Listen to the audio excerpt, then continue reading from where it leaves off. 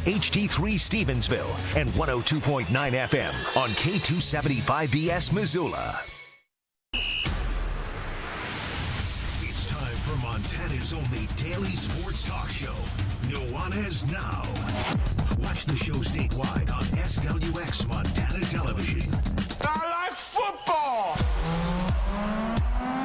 Now here's your host, Coulter Nuanez.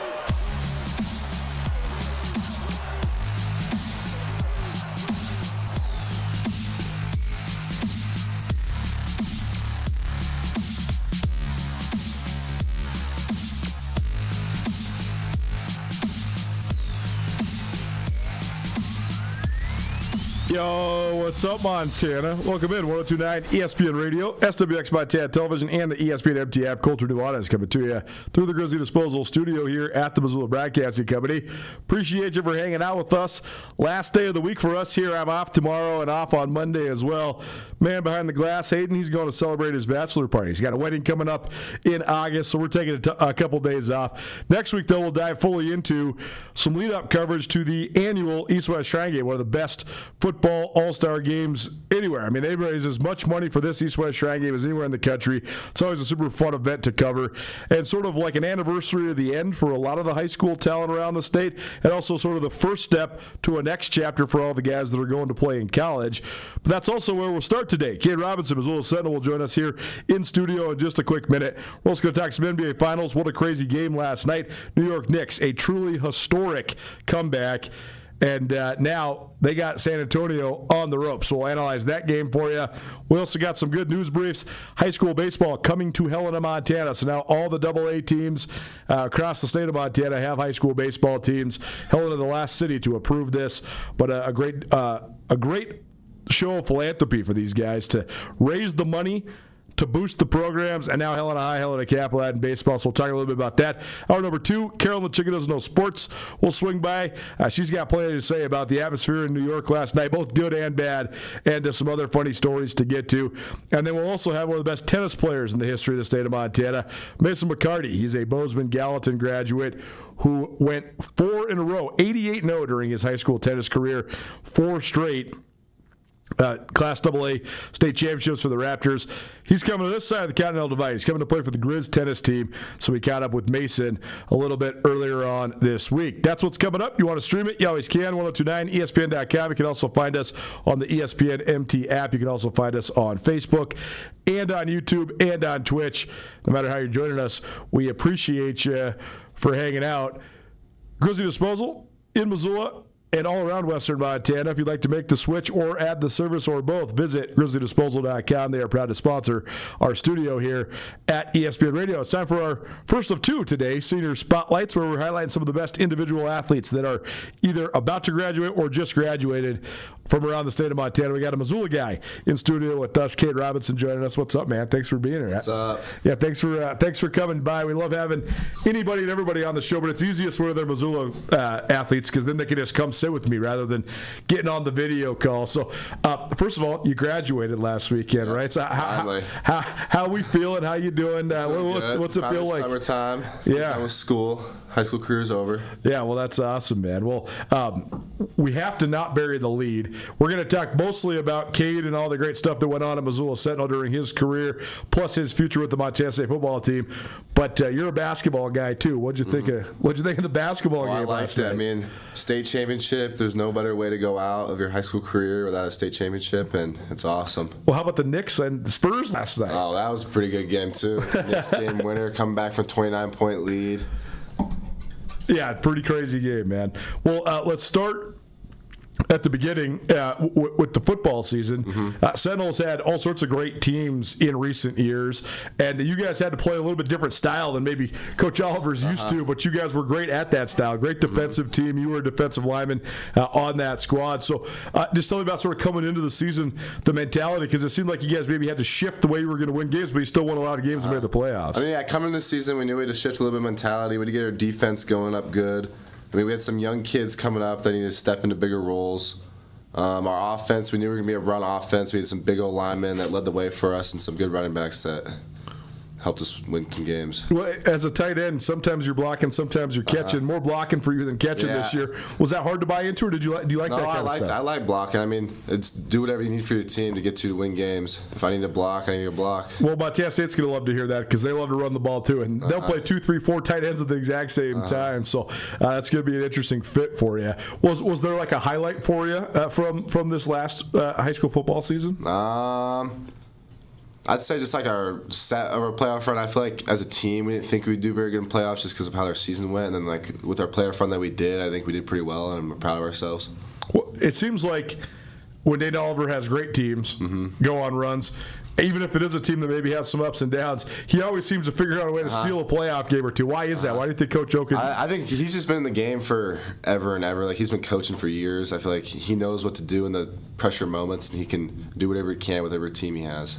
Well, cool deal, and certainly you are one of the guys that are continuing the pipeline out of Missoula Sentinel. So it's been fascinating to watch because, I mean, once upon a time, man, Sentinel, I mean, they couldn't win a football game if their life depended on it. Nobody was coming out of Sentinel going to college. But now 1, 2, 3, 4 guys a year are coming out. So what do you think it is? What about the programs getting you guys so college ready? I think it's just Coach O. Coach O does a really good job getting our names out there. I mean, he was the one who got me started with MSU, and he's like, that's kind of why I fell in love with MSU is from Coach O himself.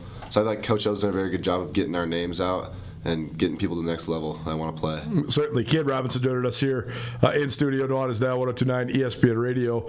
Basketball, what an awesome run you guys had, man. I mean, that was as entertaining of a team as I've watched in Missoula. I mean, I was getting my buddies to come down on Friday nights, and we would go watch the games and go have some beers at Katie O'Keefe's afterwards. Super fun, and obviously awesome for you to be a part of it as well.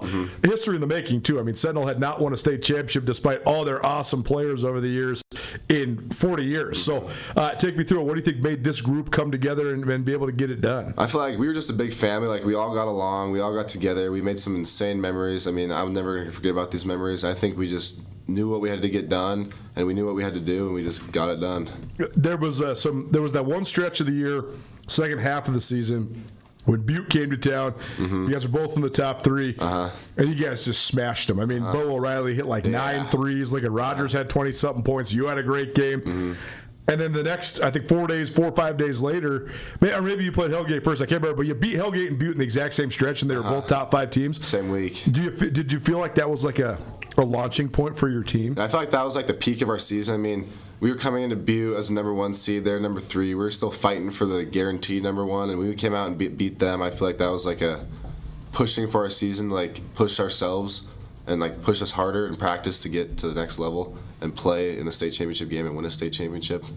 Yeah, it was cool to watch you guys sort of coalesce. But then in the state tournament, I mean, there was so many close games. It seemed like every game came down to the wire, including the state championship going to overtime with Billings West. So just take me through some of your memories of that and what it took to get it done. I remember when we were before we even knew we were playing Billings West, we were watching the Hellgate Billings West game. We were hoping we could play Hellgate because we lost to them.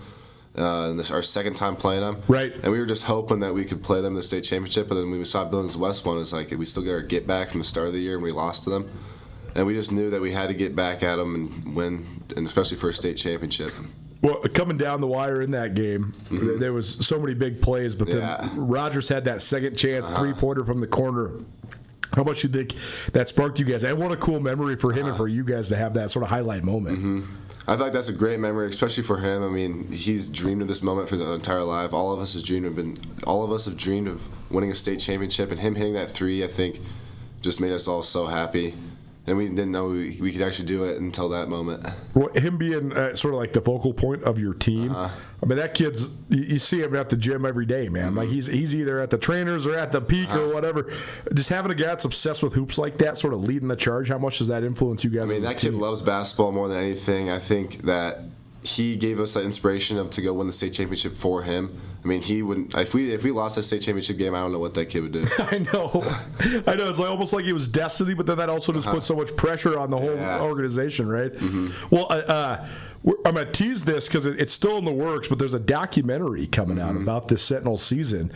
Taylor Denton, Shots by Taylor, if you follow him on social media. We're going to have Taylor in studio once. He's got to get some paperwork. He's got to cross some T's and dot some I's, et cetera, et cetera. But it's getting close, and then once we get like a debut date, we'll have him in to sort of help promote the film. But I mean, just being part of like a documentary about your guys' season, was that weird? What did you think of that? When I first saw it come out, I was like, I didn't even know it was happening. Yeah, nice. And I saw him post about Lincoln in the documentary. I feel like, I think we deserve it. I mean, we won the state championship, had an incredible season, 40 years since we won the last one.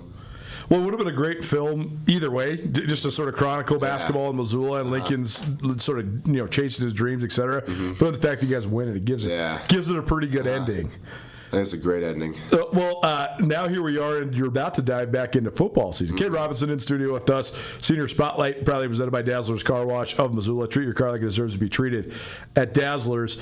Shrine Games next week, so you're going to practice on Sunday. So how are we feeling? I mean, is it going to be weird to put the pads on in mid-June? I feel like it's going to be weird to put the pads on. We have 3 practices a day for a week, so it's going to be a lot in the hot sun, but I think it'll be fun.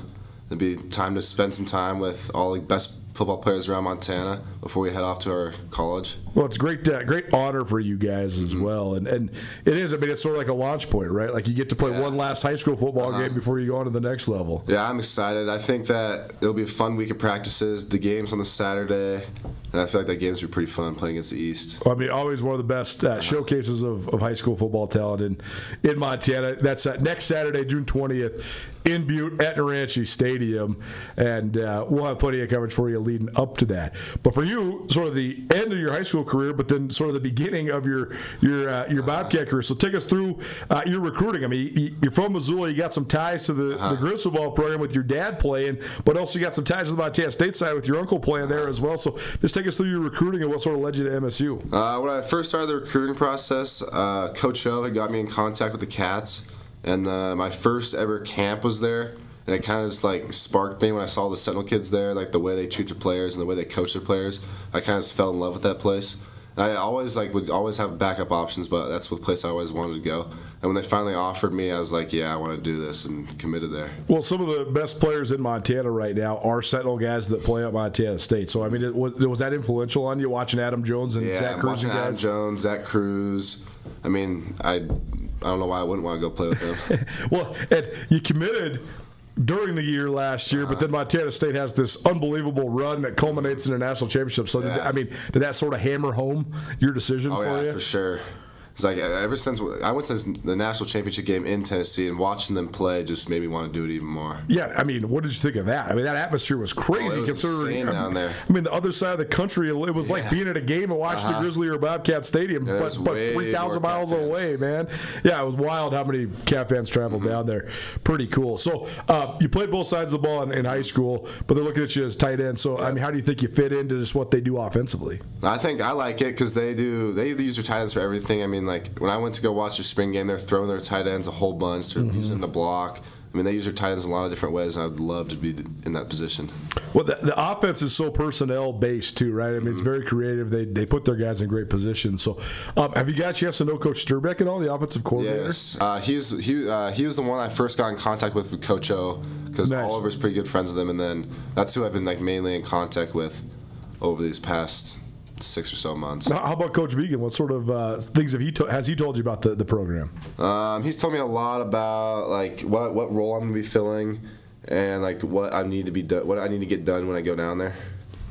Do you having been a guy that's played multiple sports, now you're diving into one. So what do you anticipate that's going to be like? I feel like with college sports, it's be a lot more than still 2 sports in high school. It's it's a lot, but it's not a whole lot. Yeah. But I feel like college sports, it's going to be with one sport. I feel like I'm going to be pretty busy. Are you excited for that part? I'm very excited. Yeah, it's going to be awesome, man. So between now and then, I mean, don't get much summer. You got the Shrine game, and then basically you got to go do orientation and report. So how are you hoping to sort of tackle this first immersion into college football? I feel like just get acclimated to it. I mean, we just have lifts every morning, so just get bigger.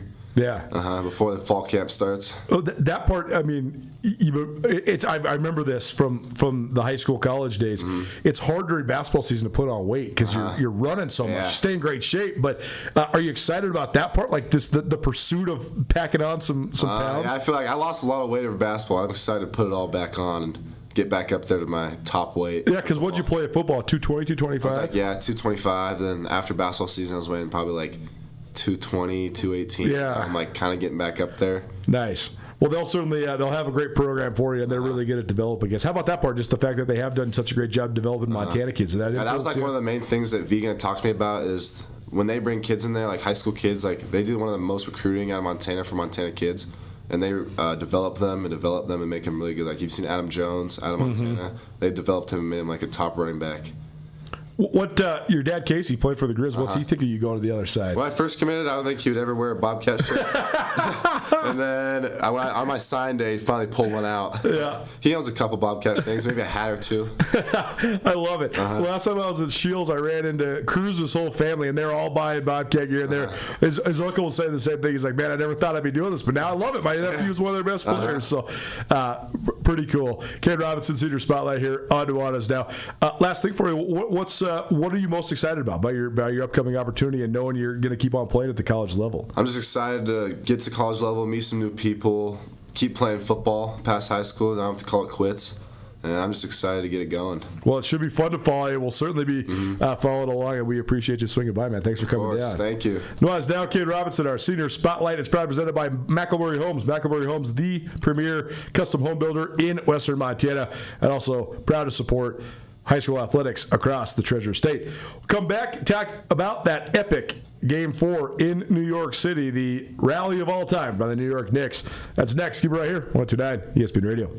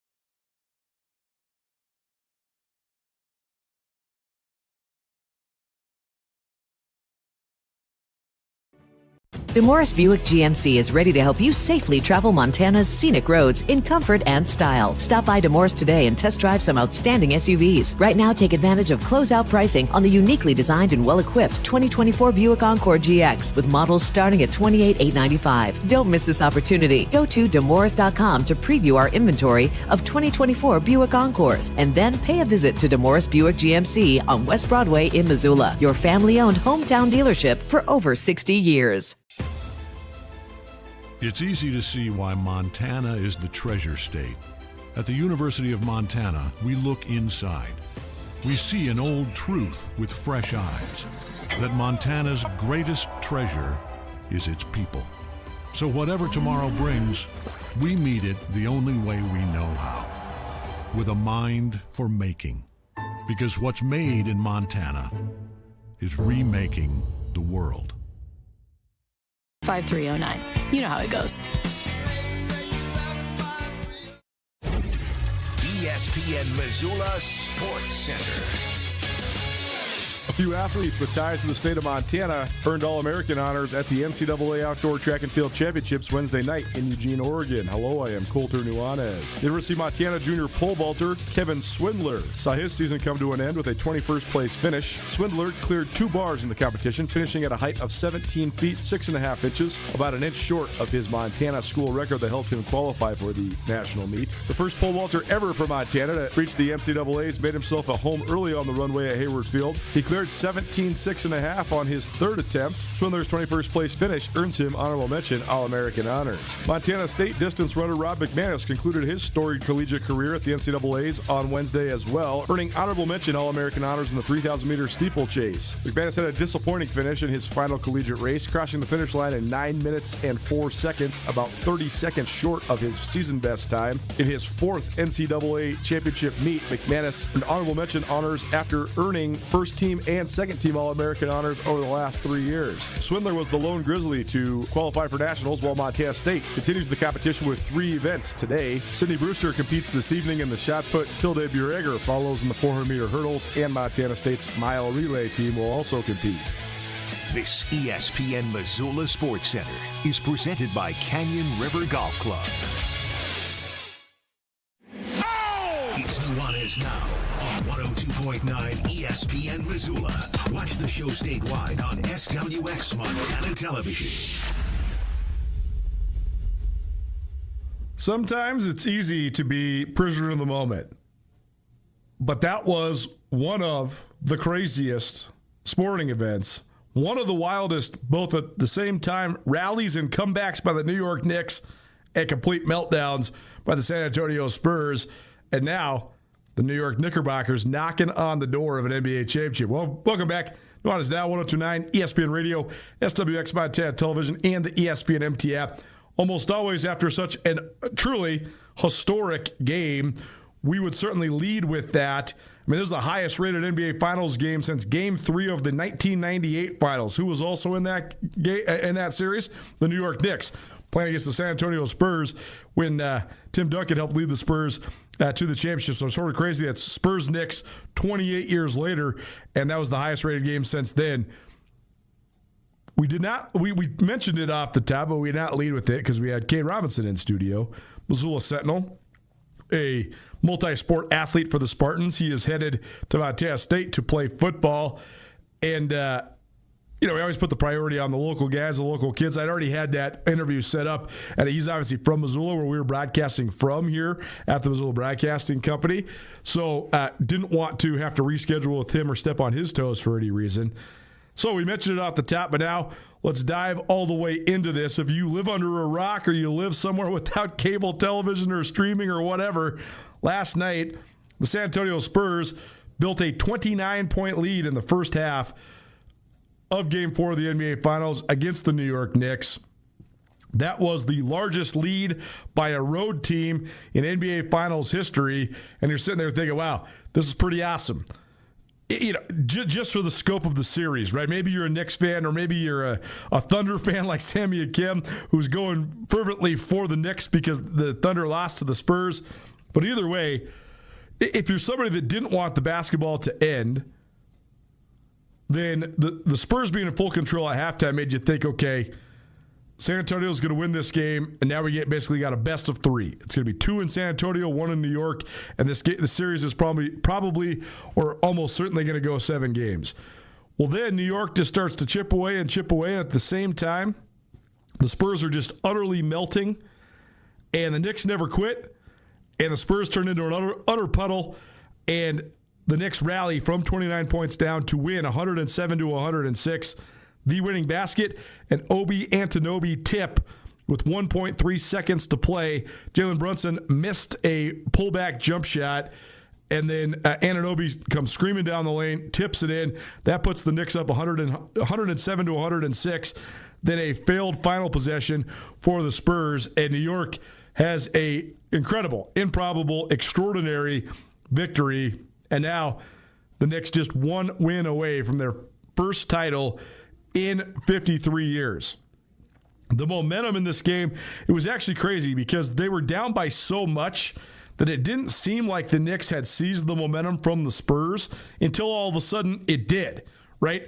But the last 5 or 6 minutes of this game, Madison Square Garden is literally shaking. You could hardly even hear the commentators talking. It was so unbelievably loud, so unbelievably raucous in the arena.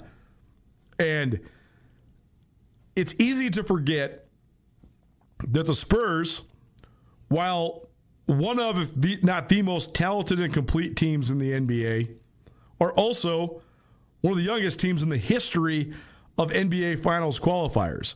Victor Wembanyama just turned 22 years old. That makes him one of the elder statesmen. Stephon Castle, 21 years old. Dylan Harper, 20 years old.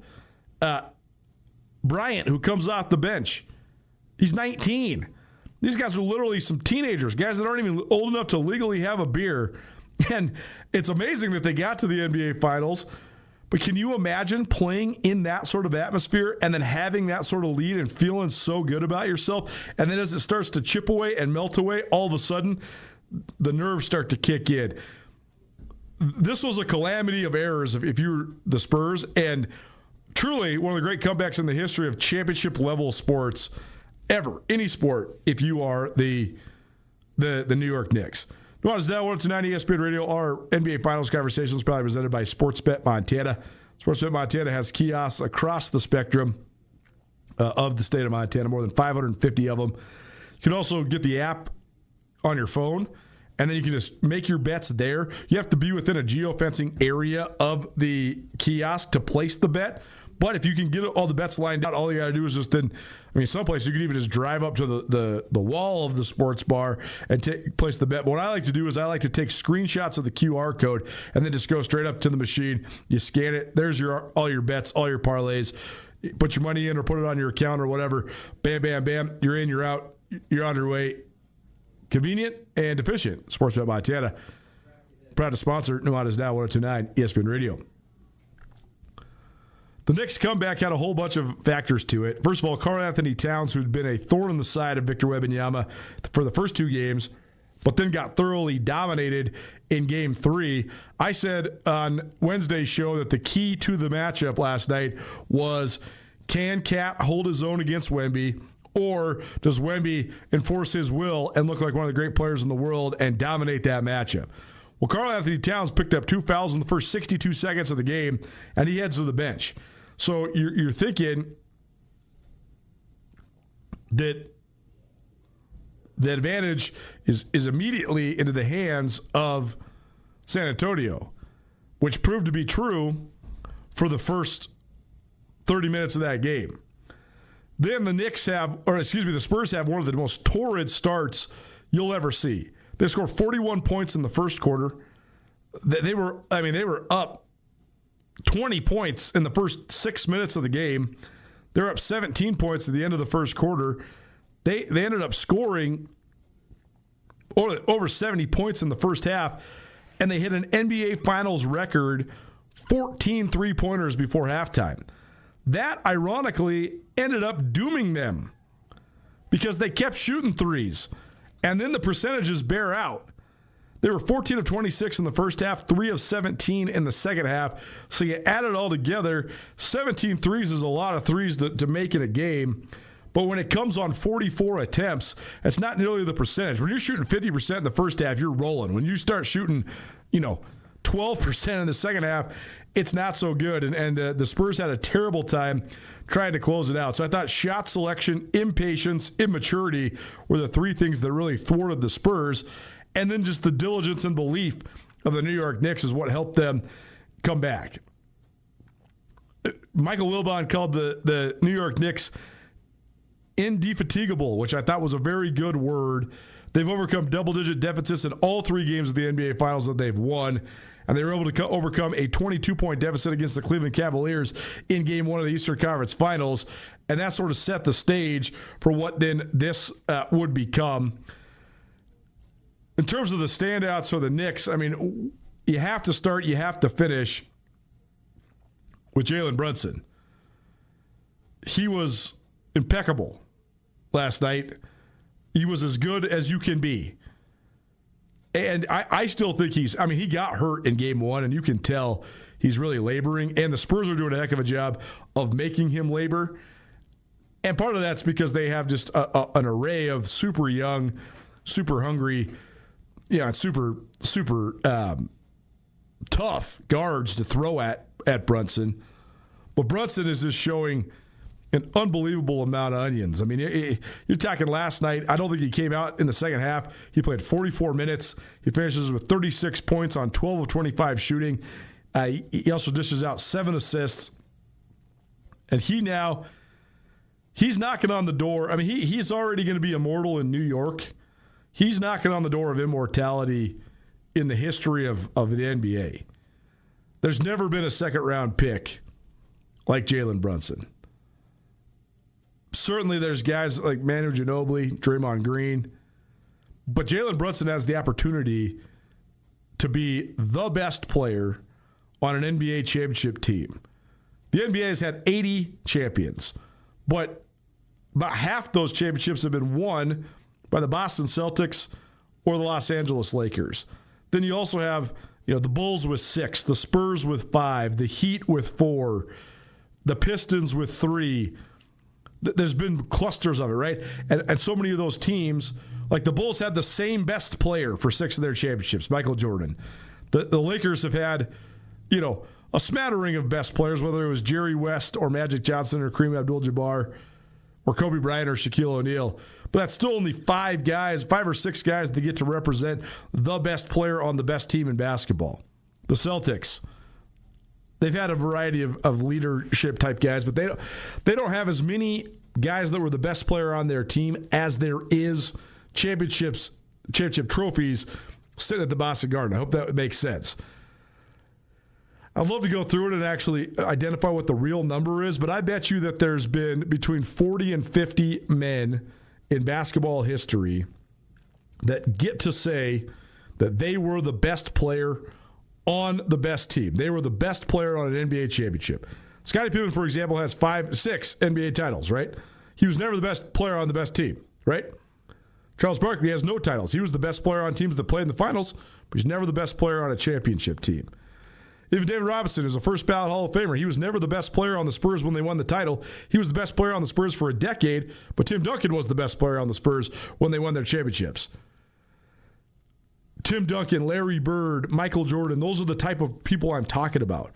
Who could have ever thought that Jalen Brunson, a guy that the Mavs let walk, a guy that was a second-round draft pick, a guy that signed a 4-year, $100 million contract that the entire NBA scoffed at and said, way too much, who would have thought that he would lead the Knicks back to glory? The Knicks haven't won the championship yet, but this is the best era of Knicks basketball since the 90s Knicks, but I would argue probably even better. And it's the best era of New York basketball since the late 60s and early 1970s, which was the last time New York had championship teams when Clyde Frazier and Willis Reed and Dave DeBusschere were suiting up in the blue and orange. Brunson has been transcendent during the playoffs each of the last 2 years. He's been as good as it possibly gets for New York since he arrived there in the Big Apple. And after his 36-point performance last night, he's now got 2 games of over 30 points. He's got 4 games of over 20 points. I know there was some scuttle of Karl Anthony Towns as potentially the NBA Finals MVP. OG Anunoby was unbelievable last night, 33 points on 10 of 15 shooting. And, of course, he had the pivotal tip-in that was the game winner. He's been great in this finals. He had 28 points on Monday and 17 in each of the first 2 games. So there's been scuttle about both of those guys as potential finals MVPs if the Knicks can sew it up. Now, that ain't it. Jalen Brunson's the finals MVP if the Knicks win the championship, period. He's one of the best players in the world, and he's gutting it out through an injury, and you just got to give him his flowers. He deserves his flowers. There's no doubt in my mind. But we're not there yet. And now San Antonio is in a completely precarious situation with their backs all the way against the wall. But this series is not over yet. And because the Spurs were able to win Game 3, now it does head back to San Antonio, even though New York is up 3-1.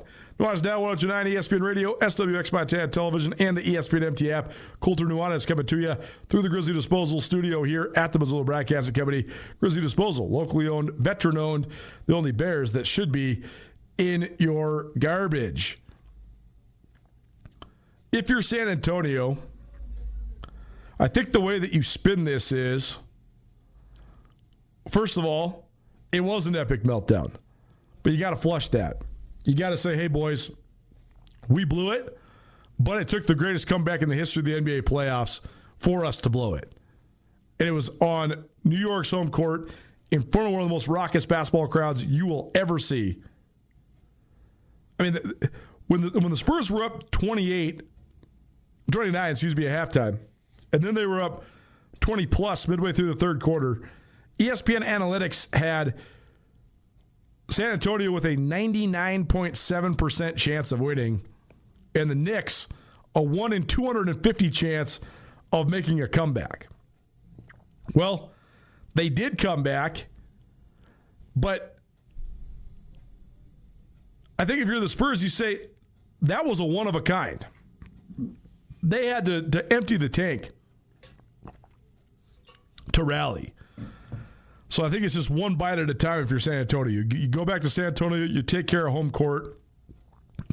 I mean, statement of the obvious, but it's absolutely must win. You have to win. The Knicks are also maybe going to be riding the letdown of the emotions of that high. They also had to empty the tank to make that comeback. So if you're Spurs, one at a time, win Game 5. Then going into Game 6, of course New York wants to clinch at home. Of course they want to celebrate on their home court. But if you're the Spurs, you say, we already won. Game 3 was as hyped of an NBA game I could ever remember. And the Spurs controlled that game and won that game. So you got to re-encompass then that attitude. And then if you get it back to San Antonio for Game 7, it's anybody's ball game. But that's going to take a gargantuan effort for San Antonio. Because, I mean, I expect the Knicks to have a little bit of a deflation in Game 5, but I don't really know how, if you're the Spurs, you go into Madison Square Garden and win Game 6. Unbelievable. Ryan Tutel was asking me if that was the greatest game in NBA Finals history. It's one of them. You know, I don't want to be prisoner of the moment, but it's one of them. The two that came to my mind immediately in terms of games that rivaled it. Game 7 of the 2016 Finals between the Cleveland Cavaliers and the Golden State Warriors. The Cavs had been down 3-1 in that series. They rallied all the way back, and then in Game 7 in Golden State, LeBron James has the chase down block, one of the most iconic plays of his entire career. Shortly after, Kyrie Irving hits the most iconic shot of his career, a three-pointer that helped the Cavs carry the day, and they become, I believe they were one of the first, if not the first team to rally from a 3-1 deficit and then win the NBA Finals. That also brings the championship back to Cleveland. It was sort of LeBron James's redemption tour. So that game certainly, and those moments rivaled last night, but I think, and it was a clinching game too, so that's certainly a different scenario. You also had the 2013 game between the Heat and the Spurs when Ray Allen hits the step-back corner 3 to force overtime, and then the Heat were able to close out the Spurs to win that championship. That's one that certainly is on the docket. 2011 Finals when the Mavs had already gone through this murderer's row that included the Oklahoma City Thunder and the San Antonio Spurs and the Los Angeles Lakers. That Dirk Nowitzki team, I think, stands alone, not as the greatest team, but as maybe the most anomalous team in NBA history. Because that Mavs team was good, but not great. But they had to play. That was when Kevin Durant and Russell Westbrook were still in OKC. That was a great team that the Mavs beat. The Spurs were still at the height of their powers with Manu Ginobili and Tony Parker and Tim Duncan. The Mavs beat them as well. They also beat the Kobe Bryant, Pau Gasol Lakers, who had won back-to-back championships. So even just to get to the finals was such an accomplishment for that Mavs team. Then they run into the juggernaut that is LeBron James and the Miami Heat with Dwayne Wade and Chris Bosh. That game 2 in Miami had blown the doors off of Dallas in game 1 of that series. That game 2 in Miami, when Dirk Nowitzki went on a personal 22-3 run and the Mavs shocked the Heat, that then set the stage for the Mavs to then assume control with wins in Dallas and then win a championship. And that is one of the only standalone championships. Almost every other championship has been accompanied by other finals appearances or other championships, right? You have like this window where maybe you can go to the finals a couple times in a row and win one, or go to the finals several times in a row and win 2 or 3. That Mavs team, that was it. They were one and done. But that was one of the most impressive runs ever. And that game 2 certainly was right there. Other than that, I in my lifetime, I couldn't really think of other finals games. I mean, there's game 6 of the 98 finals when Jordan hits the epic shot, where he gets past Byron Russell and he drills the elbow jumper. He holds the follow through. The Bulls three-peat for the second time in 8 years. But I don't know if any of them rival just the unlikelihood, the just completely out of nowhere rally that the Knicks had last night. What do you think? Who deserves more credit for last night? Is it the Knicks? Their constant sense of belief, they're rallying from down like they were? Or is it the Spurs melting down? Like what factor played more? New York and their crowd and Jalen Brunson's transcendent performance and OG Anunoby's clutch play, or the Spurs blowing it? 406-888-1029. Let us know what you think. 406-888-1029. Let us know what you think of the NBA Finals and one of the craziest comebacks in the history of the NBA Finals, period. And when it comes to the schedule of this thing, we got game 5 coming up in San Antonio on Saturday. If the Spurs can win it, then you got Tuesday back in New York, and then if the San Antonio can win that one, then they'll play Game 7 on Friday, June 19th, in San Antonio. I'm hoping and praying for that one. It all comes down to that I just want more basketball. I was thinking about that last night because we had a couple of the track and field standouts from the Cats and the Grizz. They're competing at Nationals. He's had a couple of them on the show. Like Rob McManus, for example, from Montana State, was saying that if you're a cross-country distance runner guy, like he is, you start cross-country in August. You compete all the way through early November, get a couple weeks off, you roll into indoor season. You compete indoor through January, February, into early March, compete in, conference meet, regionals, nationals, couple weeks off, outdoor season. So, I mean, McManus has basically been going straight through since August. I mean, cross country reports like the same time as football does. Football ends in December. Cross country guys go then indoor and outdoor. And if you're a prestigious runner like Rob McManus, you go to nationals, you run all the way into June. So you're going August to June. So he was talking about how long the track season is. I was thinking about just how long the basketball season is as well, right? Like when basketball and football crossover season comes around, I have a love-hate with it. I love hoops, but when it's mid-October, we are just so engulfed in football that it just seems like basketball sometimes gets the short end of the stick. But then when football ends, basketball is such a great first reprieve to then just continue to give you, if you're a sports junkie, it continues to give you your action. And then all of a sudden it transforms into then the heart of the conference season. It's really competitive. And then all of a sudden you get into conference tournaments, into March Madness. And then you continue to get this fix of basketball. We go to Boise, which sort of just engulfs us in basketball, and then it's Boise, NCAA tournament, NBA playoffs, and you're just watching basketball every night. So when people ask me who I'm rooting for the basketball to last as long as it can. Like, I've been going home from work every night since, like, St. Patrick's Day. What basketball game is on? That's like 3 or 4 months of your life. So I don't want it to end. And when it does, certainly just the end of that chapter, that year, that piece of history. But I I bet the Spurs to win this coming into it. I think it would be a tremendous story if the New York Knicks win. Either way, I think both these teams have put an absolute jolt into the NBA. The ratings are proving that. I think a lot of the haters have come to the middle. I think all of it is just really good for the game of basketball. That said, I want the Spurs to win the next 2 games so we can have a Game 7 in San Antonio on Friday, June 19th, because that would just be chef's kiss. It would just be epic. Well, it's now 102.9 ESPN Radio, SWX Montana Television, and the ESPN MT app. Let us know what you think. 406-888-1029. Do the Knicks deserve all the credit for coming back, or do the Spurs, were they the culprits by blowing it? Let us know what you think. 406-888-1029. Thanks to our great friends at Sportsbet Montana for their continued support of our pro sports coverage here on Nuanez Now. Go to Sportsbet Montana's website if you want to find out where to bet or see the lines on your computer or mobile device. You can also check out the app, which is a very user-friendly app, and get those parlays all connected and put together before you go to the kiosk. We'll give you an update on a couple interesting storylines in the prep world of sports, as well as some updates on what's going on in Eugene, Oregon for the NCAA Outdoor Track and Field Championships. All that next. Don't change that dial. Keep it right here. You're listening to 102.9 ESPN Radio.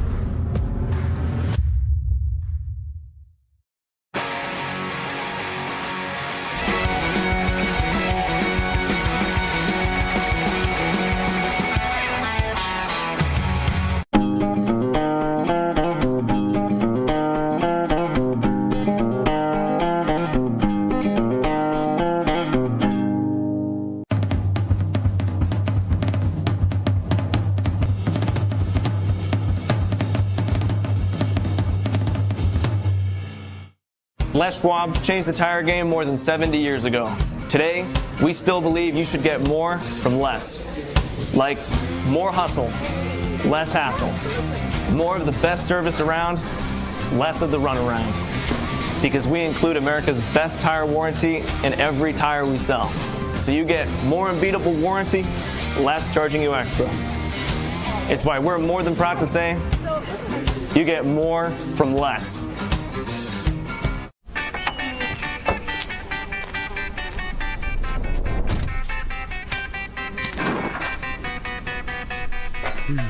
What do you expect me to say to her? She's getting married in 30 minutes. We're doing everything we can.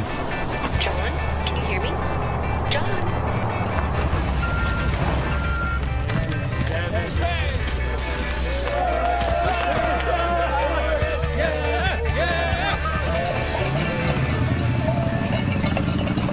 Mountain Town Vacation Rental Management, your local partner for vacation rental success. We provide a fully customized hosting experience tailored to your needs and goals. Your home is listed on every major site, helping you maximize visibility and bookings. And our local team is available 24/7 to handle guest needs and booking inquiries. Let us take the stress out of managing your vacation home. Contact us today at mountaintownvrm.com or give us a call at 406-369-3080.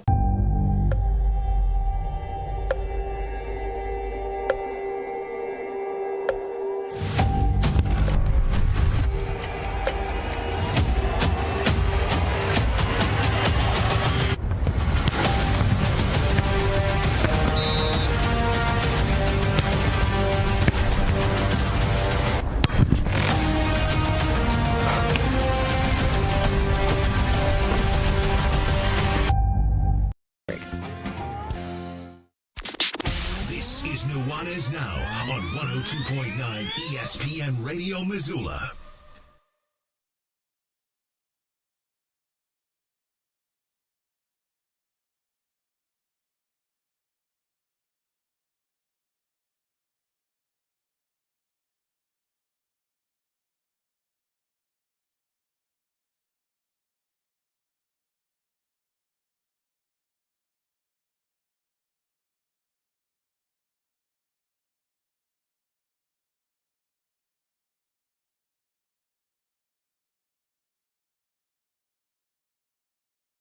Welcome back. Nuanez Now, 1029 ESPN Radio. Appreciate you for hanging with us. Coming to you through the Grizzly Disposal studio. Grizzly Disposal has one bin recycling. They can pick it up for you at your house twice a month. Don't mess around dragging it all over town. Let them pick it up for you. Want to add the service or make the switch? GrizzlyDisposal.com. Grizzly Disposal, the only bears that should be in your garbage. Several pieces of housekeeping to get to here. First of all, our Father's Day giveaway going in full force. Father's Day, you got about 10 days till we celebrate our dads.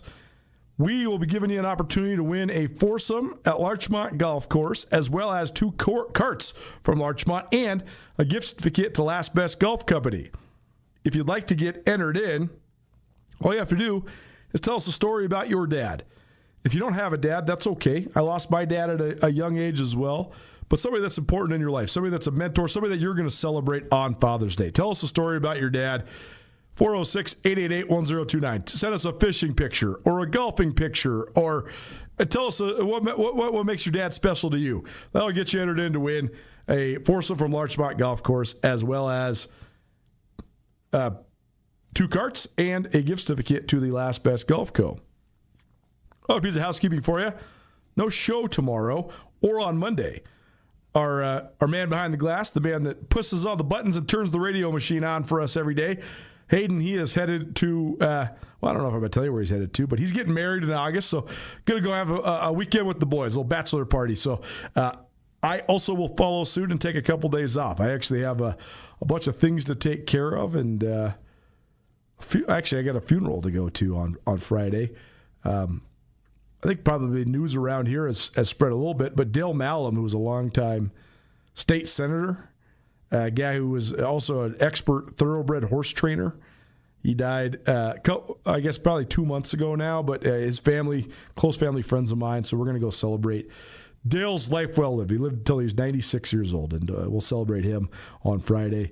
And then Monday, I got a little fundraiser golf tournament for high school golf in the state of Montana. So I had some stuff going on anyway, so I figured we'd let Hayden just go somewhere and not have to worry about getting the production covered. And heck, it's June 12th to the 15th, which is about the slowest time on the sports calendar you can find. There is a couple things going on, though. First of all, the Outdoor Track and Field Championships for the NCAA are going on in Eugene, Oregon. Not sure what the heck was going on in the steeplechase last night, but multiple of the runners either ran just square into the hurdle and they got stuck, or they fell going over it.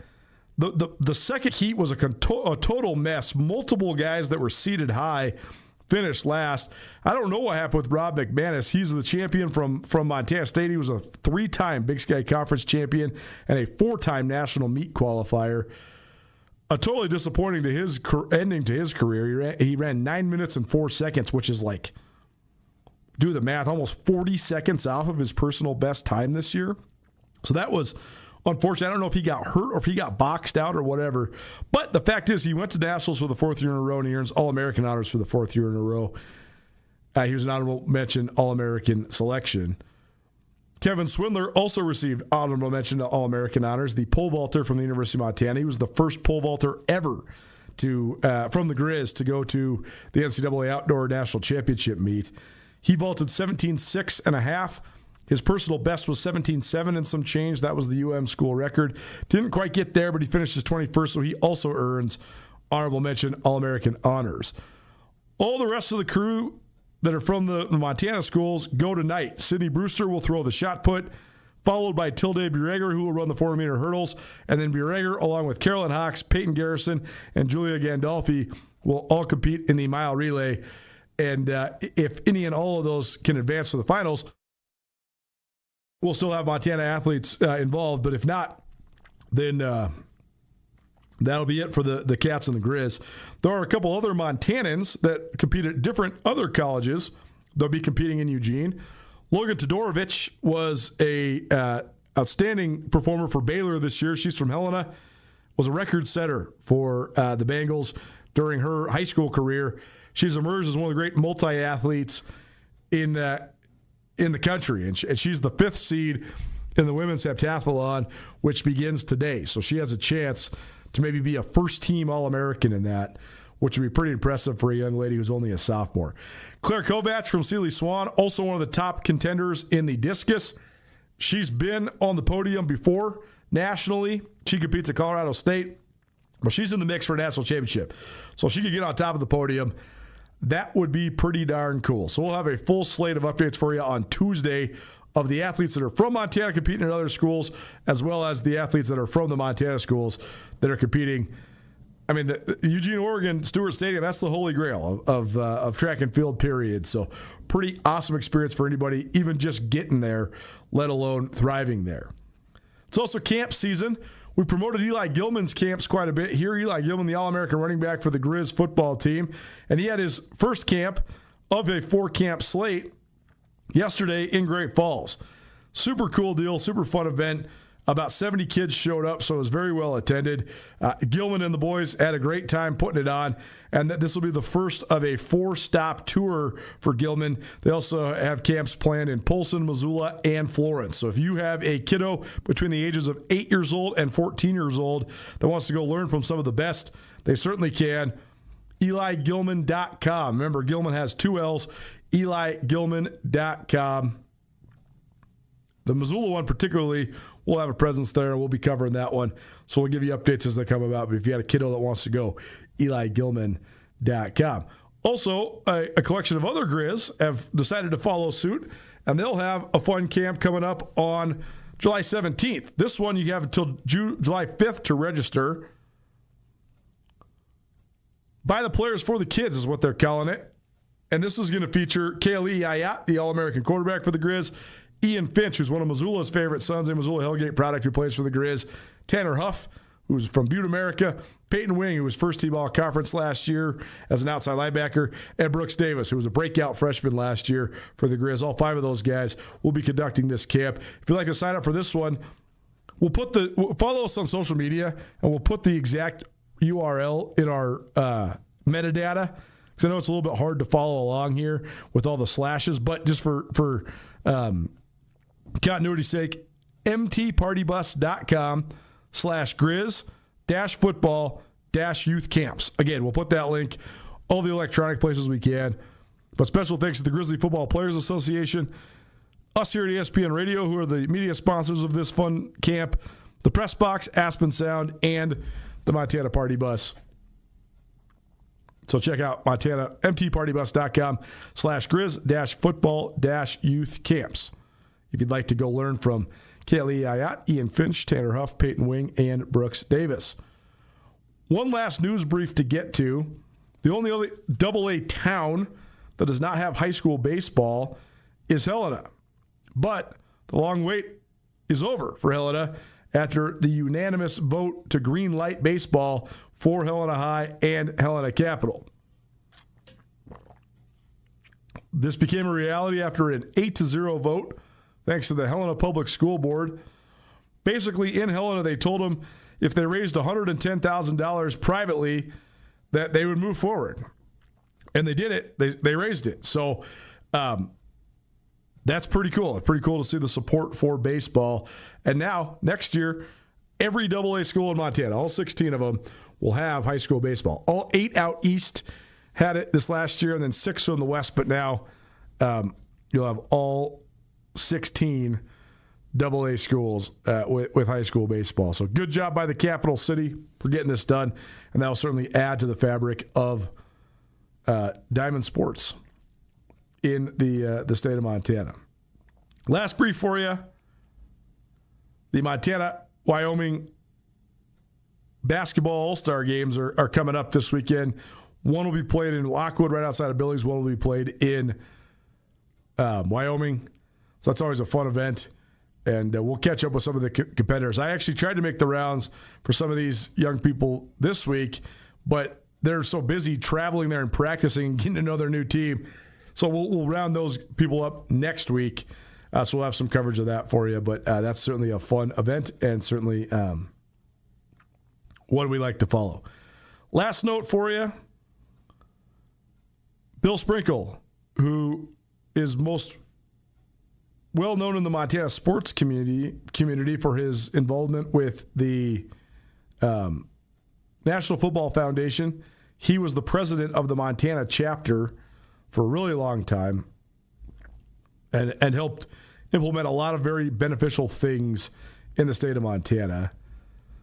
Bill is also the father of Danny Sprinkle, who is a Helena, Montana native who now is the head coach at the University of Washington. But Bill Sprinkle passed away about 6 days ago. He was certainly Montana through and through and was always so kind and nice to me and a life well lived. He was 80 years old and he made a huge impact on sports in the state of Montana. It's a wonderful article on Bill Sprinkle on 406 MT Sports, written by Parker Cotton of the Bozeman Daily Chronicle. So if you'd like, you can go check that out as well. But happy trails to Bill Sprinkle, a guy that made a huge impact, whether it was his time as an athlete or as a coach or as an administrator and a founding member of the National Football Foundation chapter in Montana. He certainly had a huge impact on the footprint of sports in the Treasure State. Hour 1 in the books, Hour 2 coming at you. Carol and the Chicken Doesn't Know Sports coming your way. And we'll also hear from Mason McCarty, Bozeman Gallatin High School, our latest senior spotlight. That's all next. Don't change that dial. Keep it right here. Nuanez Now, 102.9 ESPN Radio.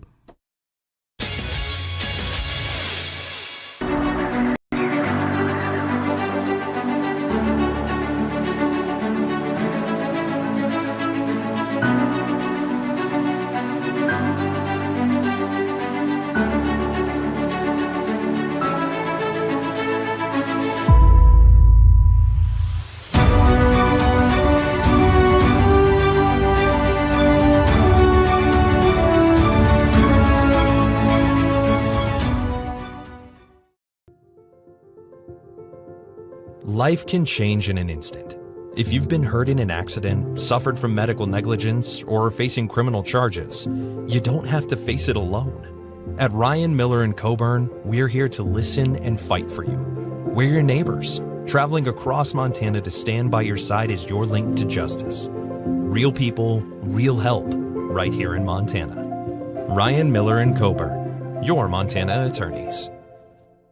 DeMorris Buick GMC is ready to help you safely travel Montana's scenic roads in comfort and style. Stop by DeMorris today and test drive some outstanding SUVs. Right now, take advantage of closeout pricing on the exceptionally designed 2024 Buick Envision with models starting at $39,795. Don't miss this opportunity. Go to DeMorris.com to preview our inventory of 2024 Buick Envisions and then pay a visit to DeMorris Buick GMC on West Broadway in Missoula, your family-owned hometown dealership for over 60 years. Around here, we see a lot of people head out. No matter where they're going, we just make sure they're ready. Before you hit the road, get a pre-trip safety check at Les Schwab Tires. It's free. Plus, this May, save up to $200 on select sets of 4 tires. If we can't guarantee it, we won't sell it.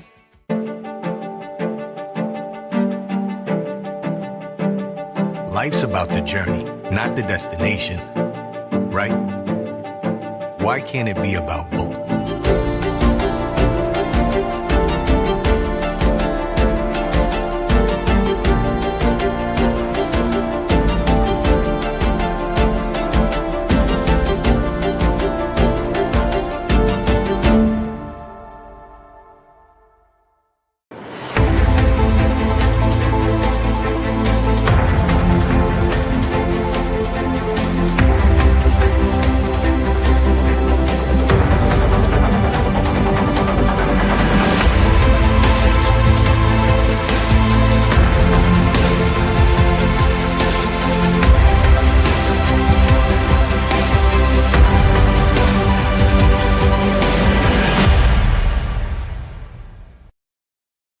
Radio for Western Montana, KKVU HD3 Stevensville, and 102.9 FM on K275ES Missoula.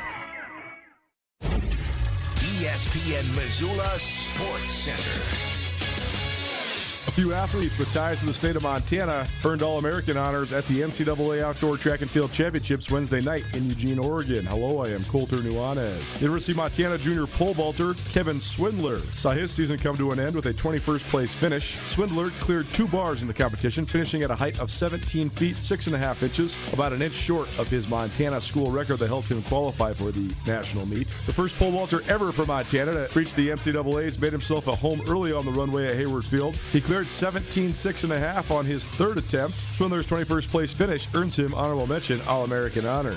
Montana State distance runner Rob McManus concluded his storied collegiate career at the NCAAs on Wednesday as well, earning honorable mention All-American honors in the 3,000-meter steeplechase. McManus had a disappointing finish in his final collegiate race, crossing the finish line in 9 minutes and 4 seconds, about 30 seconds short of his season best time. In his 4th NCAA championship meet, McManus earned honorable mention honors after earning first team and second team All-American honors over the last 3 years. Swindler was the lone Grizzly to qualify for nationals, while Montana State continues the competition with 3 events today. Sydney Brewster competes this evening in the shot put. Tilde Bureger follows in the 400-meter hurdles, and Montana State's mile relay team will also compete. This ESPN Missoula Sports Center is presented by Canyon River Golf Club. Nuanez Now on ESPN Radio.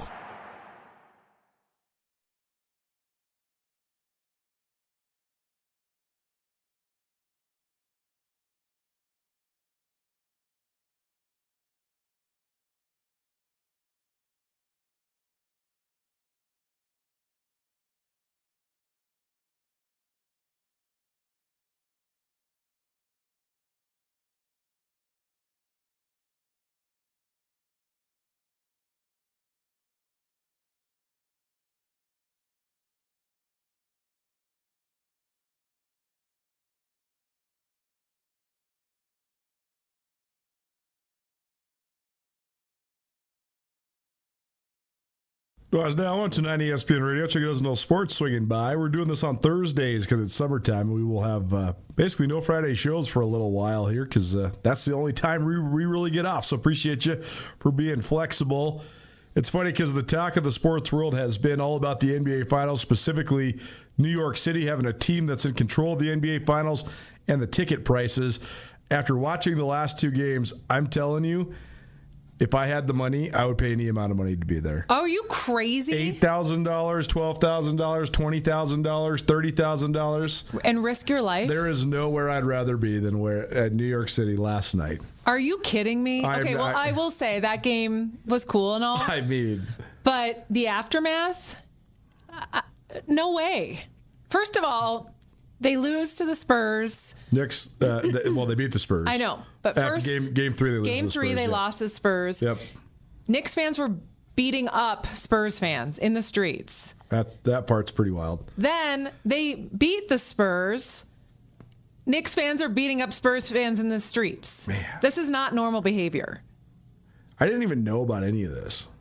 What? Yeah, I just watched the game and then turned it off and went to bed, and that was that. Yeah, I gotta go read books. Well, no doom scrolling. Okay, cool. Good for you. but no, it is. We were talking about this with our good buddy James at the press box yesterday. Like, there is this weird thing that happened where people think that, like, after games you can just go punch people in the other jersey, and it's just like, I don't know where that came from.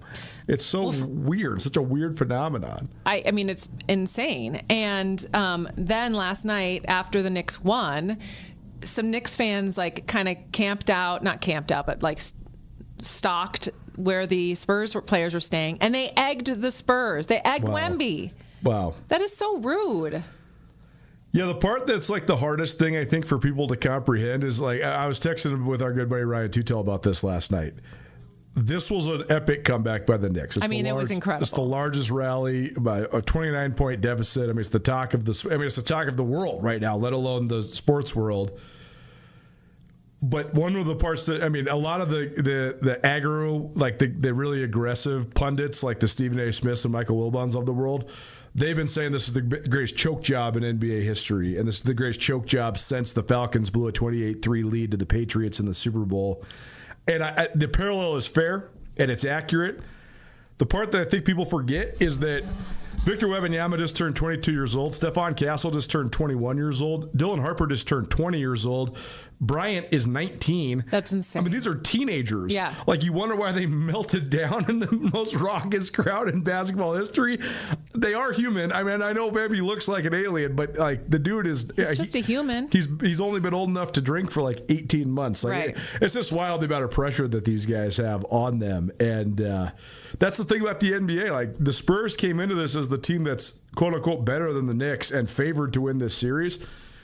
Young teams have literally never won the NBA Finals. It always has to be old guys that have got, not old, but like guys that are in the middle of their careers that have gone through it. I mean, even Michael Jordan never won one until he was in his 8th year in the league. Yeah. Like, it's only Magic Johnson that got to win when he was a rookie and then just keep on winning. Other than that, usually you have to go through it. And Magic Johnson had Kareem Abdul-Jabbar and James Worthy and all these other older guys on his team. So I think that you got to have a little bit of grace for the Spurs, because I don't know how you perform well in that environment when you're that young. I don't think you do. I mean, I don't think you do, right? I mean, imagine that 19-year-old was just in high school like last year or 2 years ago. Crazy. That is insane. So crazy. Well, I don't like this bad behavior of the fans. Yeah, it's not good. Scolding every one of them. Just be happy. That's great. But, I mean, and beating someone up because they're cheering for the opposite team is wild to me. It's so stupid. Yeah. The other thing that was interesting were all the celebrities. Now, there's always, celebrities at the Knicks games. There is. More than ever now, though. More than ever now. Ben Stiller told Shaq or Charles Barkley, was talking to those guys last night, and he said he's at every Knicks game. He's never paid for a ticket. Wow. Those were all given to him. Taylor Swift was there last night. Why? For attention. Right. Like, if I were Taylor Swift, I would have given my ticket to a Make-A-Wish kid. Yeah, maybe. Or just take that would have been better PR. Yeah. Yeah. I mean, she's got to scout the venue, right? Isn't she supposedly getting married? They are not getting married at Madison. Like on Saturday? They are not getting married there. Man. No, she's getting married. I have intel. You do? That they're getting married in Rhode Island this weekend. Rhode Island. What a place. She allegedly swapped out. She reached out to a bride who was getting married in Rhode Island. That's where she has a house in Rhode Island. Okay. And she asked the bride she paid all, like, for the bride's wedding. I'll give you all the money back plus some if I can take over the venue that day under your name. And allegedly the bride said yes, and that's what's happening. Man, so if you know this, the paparazzi knows this too, for sure. Right. I mean, it was on TikTok. It's got to be true. It's got to be true. Nuanez Now June ESPN Radio. I thought it was hilarious that Travis Kelce was not there last night. He was at camp. He's a good boy. Yeah, well, he also is a Cleveland Cavaliers fan, and guess who beat the Cavs? The Knicks. Right. So but he was at he was at Knicks Cavs. That was the game he was at. Yeah. Knicks Cavs games in Cleveland, and then one in New York too. So is the next game in San Antonio? Correct. So they played 4 in a row in New York? No, 2 in a row. It was in San Antonio for the first 2 games. The Knicks won them both. Oh, it was. Okay, I didn't realize That's why Game 3 had so much hype, because the Knicks had won the first 2 in San Antonio, so they're coming back with a chance to completely slit San Antonio's throats. And the Spurs get the win, which then inevitably means it had to go back to San Antonio. But last night, now the Knicks take full control of the series. Let me ask you this. San Antonio, I mean, I think the Spurs are going to win Game 5 just because it's an elimination game. But if you're the Knicks, do you not want to win Game 5? Like, wouldn't you rather go back to New York and celebrate? Like, it would just be so awkward. They will zip up to New York, hop, skip, and a jump. No, they want to win the next game. They just have to win it. Get in the door ticket prices for Game 6 now after last night's win, starting at $13,000. Insane. This is ridiculous.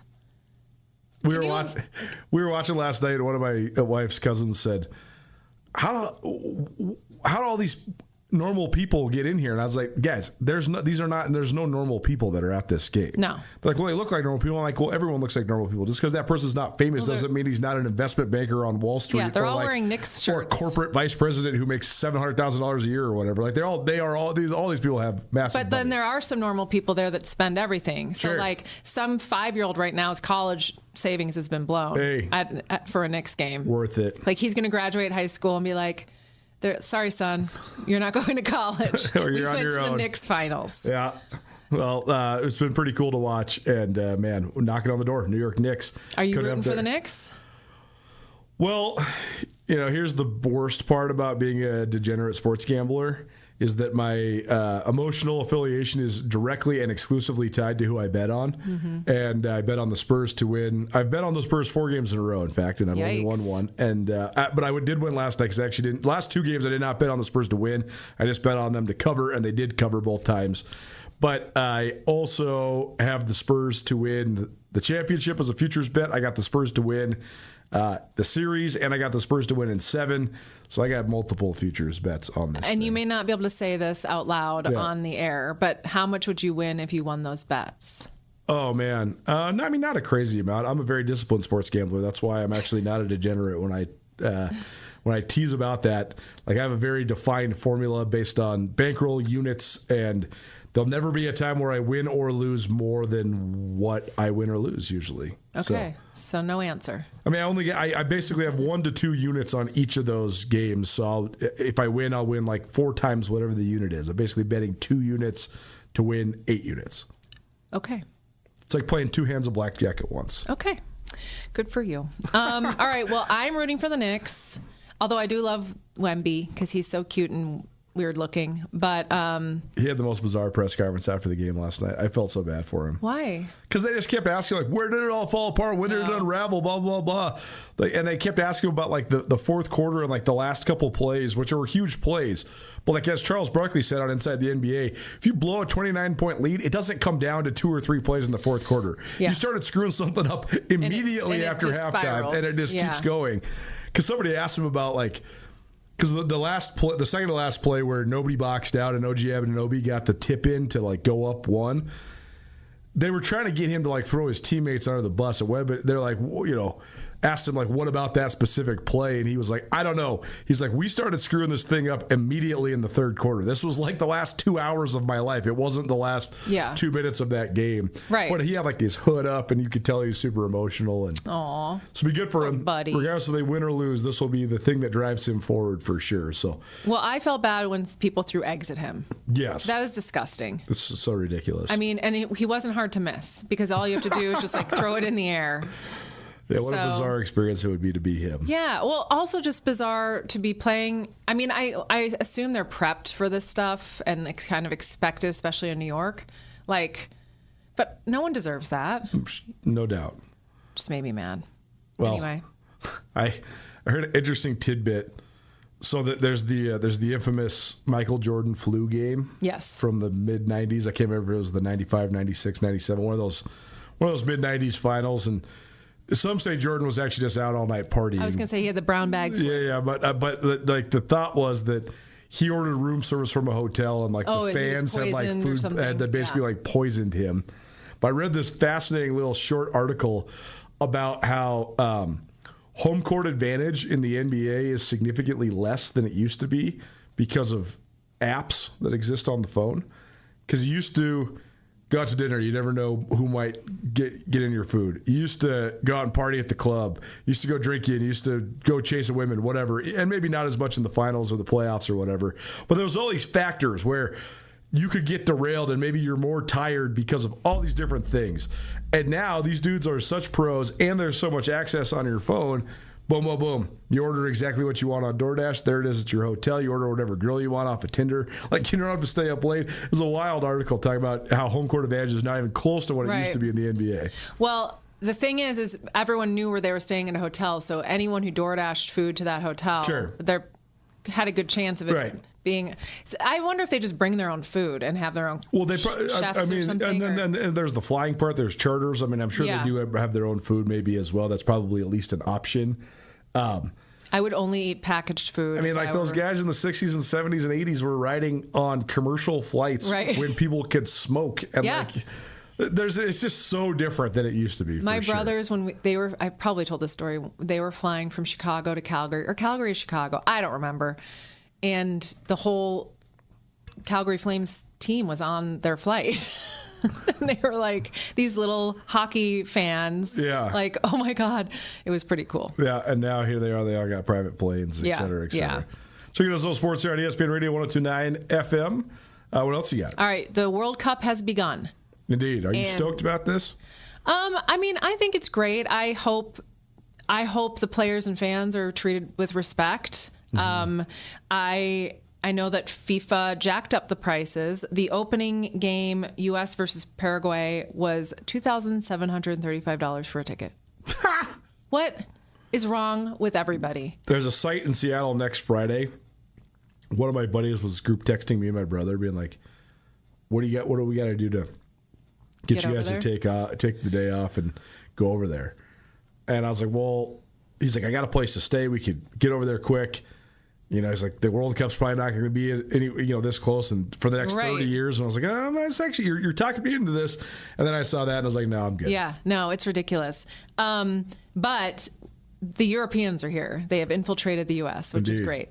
There is a guy on Twitter named Freddie, and he is doing a 6-week road trip across the U.S. going to games. Wow. And his tweets are so cute. So he took a picture outside of Taco Bell and was like, the holy land of the United States. And then he went to Walmart and he's doing feedback on all of, all the different places he's been. He's never been to a, professional football field and could not believe what he was seeing, with the amount of people and all of the food and the craziness. And then he's been to Waffle House and he's like, well, I will be back. This place is great. There was some other girl who tweeted about ranch. They don't have ranch in Europe. And so it's just really funny to see how they're reacting to all of the things. One of the other things is the Texas heat. These European, this German has never experienced Texas heat. And so they're really funny. And if you have Twitter, you should follow him because it's pretty cute. Wow. I'm sure he's going to get so many followers. And he is up to 371,000 followers already. Last night he tweeted that he was experiencing Chipotle for the first time while watching the NBA Finals. He's going to gain the U.S. 50 just by being here for a few days, or a few weeks. This is so funny. He's like all his tweets about the food. Yeah, the food. The fast food. Eating at Freddy's. He went to Buc-ee's. Have you heard of Buc-ee's? It's the biggest gas station rest stop. And there's several of them all across kind of the Southeast. And he was like, he took a picture of it and he's like, this is a gas station. And apparently they have the most amazing barbecue sandwiches. And wow. So, yeah, isn't it cute? This is an interesting Twitter account. Good idea by this guy. I know. I wonder why the algorithm picks it up to make it go so viral, but good for him. Yeah, I don't know. He used the right hashtags, I guess. What's the parallel? Let's think about this.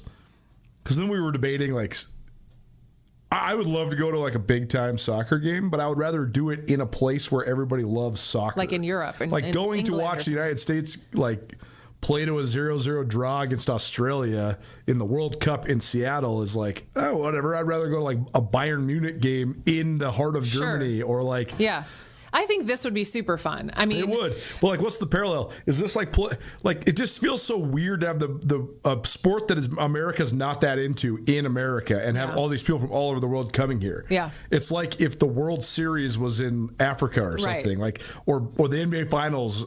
Basketball is a global sport, so that's not a good example. I know what you're saying. Like the Super Bowl getting played in Dubai or something like that. Yes. Well, didn't they try that? I mean, it's just weird. It just seems like it would. I'm glad it's cool. It's in North America or whatever. I just think it would be even cooler if it was in wherever. Well, it has. It has been. So for sure. And there was a professional soccer player who was talking about when the World Cup came through in '94. Yes. And he said that is what created his love for soccer. Interesting. And he thinks, soccer has grown so much since the 90s. And when I played when I was a kid. So I think it's going to be great for youth soccer too, and getting people interested. And I think it would be really fun to go. I don't go anywhere. So I was checking because I'm going to Chicago in a few weeks, and I was like, I wonder if. But they're not going to be in Chicago this year. No World Cup in Chicago. No World Cup in Chicago. Which is actually kind of good because I don't want to deal with all those people. Indeed. Well, it's not like you're going to not have to deal with a bunch of people either way. I know. Nuanez Now June, ESPN Radio. Carolyn, she does no sports, hanging out with us. All right, what else you got? All right, so a couple weeks ago we talked about Brendan Sorsby, the Texas Tech player that had to appeal his plea to play this year. Yep. And it was approved. It was approved. The four judges on the appeal all went to Texas Tech. I'm shocked by this. Not. Rival schools are threatening to boycott. Yeah. So how does that work? If you're already planning to play Texas Tech, it's on your roster. You just said, so if it's a non-conference game, it's a buyout. And you have to pay to. And basically, what these schools are trying to do first and foremost is all the games that aren't this year. Got it. They're trying to get rid of all the games 2027 and beyond. Okay. That's what I was wondering. For football specifically, it's probably going to be too challenging to reschedule because the games are, unfortunately, like less than 90 days away for football season. So, in football, let's just use football for example. You play 12 games, but 4 of them are non-conference games. You pick to play whoever you want. You can play everybody from Montana to West Virginia to Syracuse. But then you have your other 8 conference games that the conference decides. It's going to be way harder. You can't buy out conference games. If that's what the Big 12 wants to make you play, you can boycott that game. And then you lose, But right? I think it would either the league would have to determine that it's either a forfeit or it's just a non-contest. But either way, it wouldn't go toward your record. If everybody got on the same page, they could all boycott Texas Tech. So then that 8 games would all just be for nothing. But the non-conference, you could definitely buy out and get out of it. Here's the thing. Texas Tech has so much money that even if everybody boycotted them, they would still be able to find 12 games next year. They just wouldn't have conference games. People will play them. Yeah, they're paying Sam Houston $1 million I'm to sure. play. Yeah. I read that today. Good job. And then Oregon State, they would fine $1 million if they back out. Because of the contract. Because both sides have to agree to a mutual buyout. Yeah. I think this is such a bad look for college football. Oh, it's such a bad look. I think it's such a bad look for Texas Tech. I think Texas Tech fans are not happy about it. So, interesting though, thinking about past players who have been suspended for far less. Far less. There was I saw this on Instagram, Noah Shannon in 2023 is a football player for Iowa. Mm-hmm. He bet $10 on the basketball championship. I think that's when Caitlin Clark was playing probably. And $10 he bet. He felt really guilty. And so he went and told his coaches and he was suspended. And never, like his career just never came back. And then there's the whole Reggie Bush, Heisman thing. There was a player who got a free airplane ticket for his girlfriend when he was playing in the Rose Bowl. He got suspended. Yep. This guy bets, I can't remember, I have it written down, 2,900 bets, 40 of them involving his own team. Yep. And he just gets to play. Is he that good? Well, this is a line in the sand. We basically determined that nothing matters. I mean, the integrity of sport, this is the entry point to the integrity of sports being completely degraded, and that's the worst scenario that sports could have. Yeah. This is so out of control because it's college sports. If this happened in the NFL, starting quarterback in the NFL was admitted to betting on his own team 40 times, he would never step foot on a football field again. Because the NFL is so concerned about the integrity of their sport. Mm-hmm. I can't believe that college is not. I know. Which is wild. Like, you can't be watching a game and be questioning if this dude that's playing is influencing the game intentionally poorly because he or someone else has a ton of money on it. That is the worst case scenario that could exist in sports. Well, yeah, it'll be very interesting to see how this season plays out and how people really do react to it. So, RIP college sports. I just love that the ADs around the country have just been going absolutely nuclear about this. I mean, like Nebraska's AD said, as someone who grew up around the Black Sox scandal, which is the 1918 World Series that the White Sox threw, which then subsequently resulted in all those people getting banned from baseball for life. And also see what Pete Rose and just understanding how bright that line seems to be in all of American sports. I'm stunned that there would be a question at the court level if this is acceptable. That's not a judgment on a young man. It's just that it was a pretty fundamental tenet of American sports for more than 150 years that if you're going to participate, you cannot gamble, especially on your own team. Period. This is a sad day for college athletics, end quote. So I couldn't agree more. I mean, you're setting a really bad precedent, too, because now are other players going to assume they can get away with it and do the same thing? So I talked to one of my lawyer friends about this. This decision was made. It does not become precedent setting from a legal standpoint until it tries to get replicated. So say another player in another place was busted for gambling and they admitted to it. That defense attorney could take this and say this precedent has been set, but then it's all a matter of if a judge accepts or denies that. If it's denied and then it gets through all the way through the appellate courts up to the Supreme Court, then they can decide if it's a precedent or not. I think this would certainly get shut down at a federal level and probably even a little bit lower than that. So it's not a precedent yet, but it's certainly a slippery slope because now there is an example of this that could be used at least to have that debate. It's not a legal precedent, but doesn't mean another player can't say, well, he got away with it, so I might as well do it too. Yes. And so, stupid.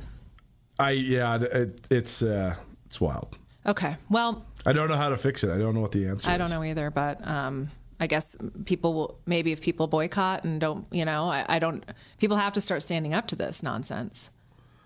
Yeah, I mean, like Sonny Dykes said, I think it's sad that these adults and people who are supposed to guide college football and care about the game aren't guiding it whatsoever. I think it's a shame. Everyone's looking out for their own self-interests. No one is looking out for what's right in college football. You want to know the other part that's really stupid and really, really unfortunate is that if Brendan Sorsby sucked or he didn't go to a premier school that has all the money in the world like Texas Tech, they would crucify him to like use him as an example to say we are regulating this stuff. But because he's a guy that's on a 6 to 7 figure salary at a school that has, a top 20 football program. Texas Tech is like leading the way for like how out of control this stuff is. Because Lubbock, Texas is next to nowhere, but they have all the oil money. So they have more NIL money than anybody. They are going to be the litmus test of like what happens with all of this stuff eventually, because I just wonder if there's a breaking point. Like, what happens if, like, right now, they have an NIL fund of $75 million. They have two brothers that will write them a $40 million check whenever they want. Insane. What happens, though, when they continue to do that and they don't win a national championship? Do those people then spend more? Or do they walk away and then Texas Tech has nothing? I don't know. But, I mean, they have the highest payroll in basketball. They got the highest payroll in football. At what point, though, do people say, show me the money? Like, show me the results for the money that we're putting into it. I don't know. I don't know what the end game is, but it's certainly very concerning. Yeah. Chicken Does Sports, ESPN Radio. What else you got? All right, last story. Tom Brady launched a new coconut water. Okay. And it is called, are you ready? I'm ready. Good Nut. Okay. And that is the story. It is $3.29 a can. And if you were as rich as Tom Brady, would you continue to try to make money? No, I would chill out. You would just be gone? Yes, chill out, relax. No one cares about you anymore. Also, like the coconut water train has sort of left the station. That I would say, like, there's already a whole bunch of coconut water brands. Like, you don't need to do that. And then to name it Good Nut is just kind of gross. Indeed. So I don't know. And then if you look at his ad for it, he can't even say the name of his coconut water in the ad. Because of what? FCC stuff or what? No, because he's like, if you watch the ad, he says it wrong. He just says like it's called. And he's embarrassed to say it. That's the whole point of the ad, and it's stupid. It's just... Anyway, would you drink Good Nut? No. Definitely not. Yeah, I don't know. I hate coconut water. I'm not. I only drink it for survival purposes. Yeah. I mean, if you throw it in like a smoothie. Like fierce hangover, that's the only time I'm drinking a coconut water. I would rather have Diet Coke for a fierce hangover, but that's just me. Yeah. Anyway, I just wanted everyone to know about Tom Brady's Good Nut. That's all.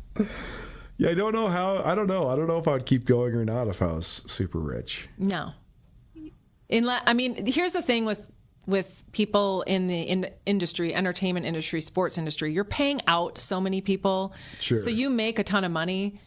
I mean, he's still fine. Yes. But, like, you're paying out a lot of money, too. So. I just have always thought it's fascinating. Like, okay, there already is a coconut water industry. Right. So why would you go into a competitive space? Because like you're going to just be competing with like Coca-Cola and Pepsi, like, or there's so many. There's giant corporate conglomerates that already have like this in. So why would you think your coconut water could be better or more popular or both just because of your image? Right.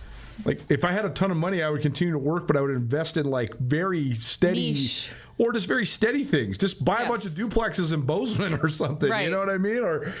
Don't say that because we don't want him to do that. But you know what I'm saying? Yes. Like I'd be going into like I don't know. I'm trying to think of something. Well, it would not be an industry that's already super saturated. That's what I'm saying. Coconut water 5 years ago, I think peaked, and I just don't think it's like seltzers. Like, would you start a seltzer company right now? Right. You've got White Claw, you've got Sun Cruisers, you've got Trulies. Like, there's already plenty of seltzers. We don't need more. Exactly. So coconut water, same thing. Exactly. Chicken Doesn't Know Sports, probably presented by Hot House Yoga. Hot House Yoga is an awesome place to... You know what? Maybe I'll bring Good Nut to our next Hot House Yoga. You want to know who's not going to be buying into Tom Brady's marketing tactics and some like gimmicky coconut water? All the people that go to Hot House Yoga. True. These people have like the real key to health. That's right. Which is like going to yoga every day, being relaxed and namaste and stuff like that. Yeah. So impressed with the athletes in there. Yeah. Every time I go, I'm like, man, we thought we were so athletic, playing football and basketball, whatever. I'm like, these girls are standing on their heads. I know. It's unbelievable. It's a very inspiring place because if you want to be humble, go in there. If you think you're in good shape, go try it out because it is a whole different type of challenge. But man, I feel better every single time I go. It's such a great place to wind down and get a good sweat on. So appreciate Hot House Yoga for their continued support of what we got going on here at Chicken Doesn't Know Sports. Yep. Thanks, Hot House. Thanks, Coulter. Take a break, come back. One of the best tennis players ever in the state of Montana. Mason McCarty went 88-0 during his high school tennis career, a 4-time state champion. The senior from Bozeman Gallatin, our guest on the next Senior Spotlight. That's on the other side. Don't change that dial. Keep it right here. 102.9 ESPN Radio.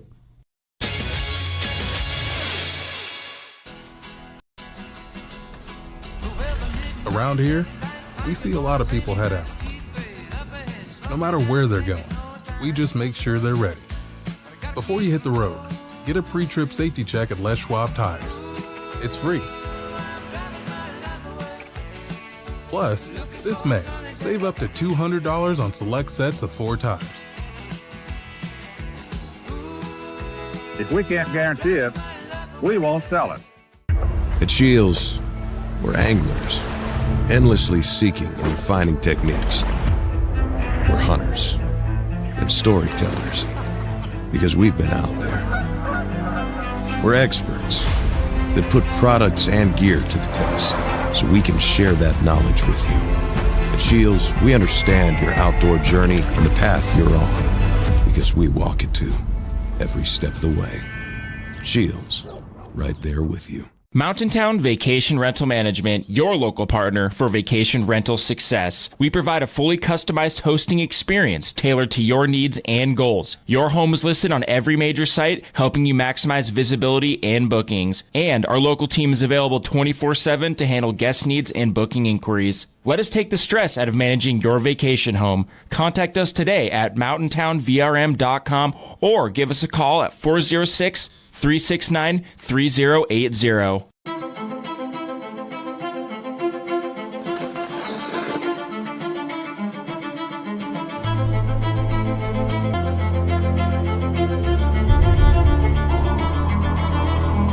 The rare moments in life, they're not just few and far between. They're meant to be treasured.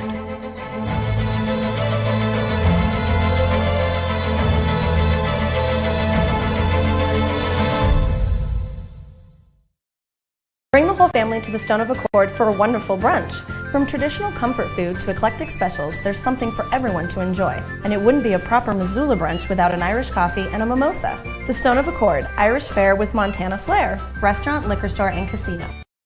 At the Stone of Accord, we use the freshest ingredients to create our homemade traditional Irish classics, fresh salads, and creative specials. Come enjoy our warm, family-friendly atmosphere. The Stone of Accord, Irish fare with Montana flair. Restaurant, liquor store, and casino.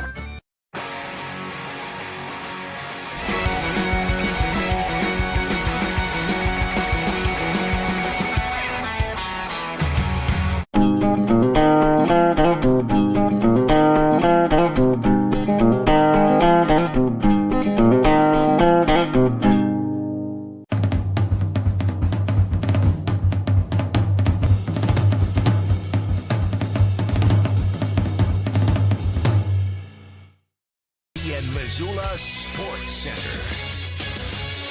A few athletes with ties to the state of Montana earned All-American honors at the NCAA Outdoor Track and Field Championships Wednesday night in Eugene, Oregon. Hello, I am Coulter Nuanez. University of Montana junior pole vaulter Kevin Swindler saw his season come to an end with a 21st place finish. Swindler cleared 2 bars in the competition, finishing at a height of 17 feet 6.5 inches, about an inch short of his Montana school record that helped him qualify for the national meet. The first pole vaulter ever for Montana to reach the NCAAs made himself a home early on the runway at Hayward Field. He cleared required 17.6.5 on his third attempt. Swindler's 21st place finish earns him honorable mention All-American honors. Montana State distance runner Rob McManus concluded his storied collegiate career at the NCAAs on Wednesday as well, earning honorable mention All-American honors in the 3,000-meter steeplechase. McManus had a disappointing finish in his final collegiate race, crossing the finish line in 9 minutes and 4 seconds, about 30 seconds short of his season best time. In his fourth NCAA championship meet, McManus earned honorable mention honors after earning first-team and second-team All-American honors over the last 3 years. Swindler was the lone Grizzly to qualify for nationals, while Montana State continues the competition with 3 events today. Sidney Brewster competes this evening in the shot put. Tilde Bureger follows in the 400-meter hurdles, and Montana State's mile relay team will also compete. This ESPN Missoula Sports Center is presented by Canyon River Golf Club. It's Nuanez Now on 102.9 ESPN Missoula. Watch the show statewide on SWX Montana Television.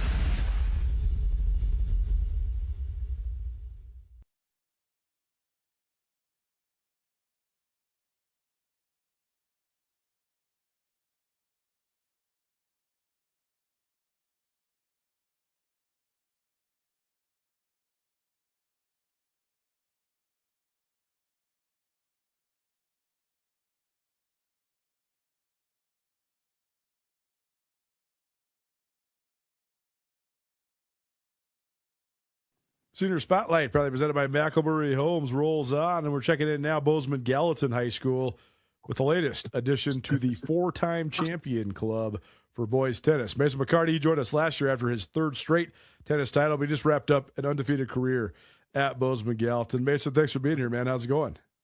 Doing good. How are you? Good, man. Thanks for asking. First off, big couple weeks for you. You get your latest state title, then you also graduated from high school this last weekend. So how we feeling it? A lot of endings for you, but also new chapters as well. So what's the emotions like, just sort of knowing that your high school time is done? Yeah, it's definitely been a good few weeks. A lot of chapters closing that I've had the past 4 years, but, definitely excited for what's to come, heading over to Missoula, and definitely see what I can get up to over there. Well, certainly a great tennis program you're joining with the Grizz, and we'll get to that here in just a little while. But take us through sort of your mentality throughout the senior year and then headed into the state tournament. Did you feel any pressure, given that you did have sort of an unscathed record and you were trying to make history joining the 4-timers club? Yeah, I think definitely a little pressure going in. Definitely some high expectations from, the rest of the state. And definitely I think I was the name to beat in the tournament and the draw. So a little extra pressure, but definitely just going out there and playing and not really thinking about what others are wanting from me and just playing how I play. Well, 88 in a row, pretty good for you during your high school career. What were some of the keys, do you think, to your consistency? Yeah, just taking every match super serious. I didn't take any match as guaranteed. Still had to go out there and play and earn it every time. And, just tried to stay out there and stay composed as much as I could. Well, I read a great quote from your coach talking about when you first started high school, you were only 5'2", and now you're 6'2". So when you grow a whole foot over the span of your tennis career, I mean, what adjustments do you have to make to your game? I mean, did things that you prioritize and things that you were good at change? Yeah, for sure. I think my game definitely flipped a little bit. Coming in, my serve wasn't a strong suit of mine. I was very just consistent, and I'd just keep running and try and get to every ball when I was little. And now it's kind of flipped. I think my serve's a big strong point in my game, and overpowering people at this point. But it definitely changed as I grew, but adapted well, I think. Mason McCarty joining us here on Nuanez Now, 102.9 ESPN Radio. It's our latest Senior Spotlight, proudly presented by Dazzler's Car Wash of Missoula. Treat your car like it deserves to be treated at Dazzler's Car Wash. It seems like you love this. You love the sport of tennis. When did you first fall in love with it? I mean, how did this become such a big part of your life? Yeah, I mean, I had 2 older sisters that played competitively. When I was probably 6, I started playing, and I got to grow up around them that were 2 high-performing performing athletes. So I always had that competitive drive, I think. And I think in tennis, that really gets to be shown. It's you against one other person, and, it's whoever wants it more. So, yeah, definitely love the sport for that reason. But, yeah, I've been playing ever since I was 6. Played with my sisters growing up, and that was a big motivator, seeing what they did and how far it could get me. Well, this is a hard state to grow up in and have a high priority on, specifically tennis and golf, right? Because a lot of times we just can't play as much as maybe we want to play. So how did you sort of overcome that part of it, and what gave you the sense of belief that you could reach such a high level as a tennis player? Yeah, I mean, I practiced up at the college, every day in the winter, and it was a struggle. You'd have to go before school or late at night, and then for tournaments, obviously you have to travel, get out of the state and compete, other places. But I always thought I could compete at a high level. And like I said, my sisters kind of paved a pretty good path for me. I got to go to tournaments with them when I was younger and just kind of experience it since a young age. So, when it got to my turn to compete, I never really looked back, I guess. But were your parents into tennis? Are they the ones that got you guys into it? No, my sisters started at a youth camp. My parents had never picked up a racket in their life, and my sisters just loved it and kept doing it, and it just kept going in the family.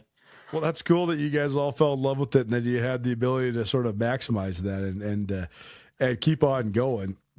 What do you think you learned over these last 4 years that have helped prepare you for the next level of college tennis? Yeah, I think, feeling the high's good. You definitely have to stay humble, though, and stay grounded. You can't take anything for granted. You want to be there for your team. They're the ones that supported me, and I think, I can't take anything for granted, the people or the experiences. So. Well, the city of Bozeman has had great tennis for a long time, and Bozeman High had so many great champions and team champions, et cetera. But just sort of being on the ground floor of Gallatin High School tennis, what's that part been like? I mean, because there's been a lot of history made at Gallatin over the last handful of years with first-time champions in a variety of different sports. But for you, what do you think of just sort of your place in sort of this fledgling history of high school tennis there at Gallatin? Yeah, I'm definitely super grateful to be one of the guys that kind of started it and, was early on in the program and was able to pave the way for, the next people to come. I mean, I think Coulter Curry, our head coach, has done a great job getting the program off the ground and keeping it running and turning it into something great. So just very thankful to be a part of the program for sure. Senior Spotlight, Mason McCartney joining us, probably presented by Backlebury Homes, the premier home builders in Western Montana. Also happy to support high school athletics across the state of Montana. So you graduated now, so the next chapter sort of begins here in short order. And you mentioned it, but you're headed to the University of Montana to play for Coach Jason Brown and a great Grizz tennis team that's had an awesome last couple of springs. So just take us through it. Take us through sort of your path to Montana when they first landed on your radar and how the recruiting sort of lured you to Missoula.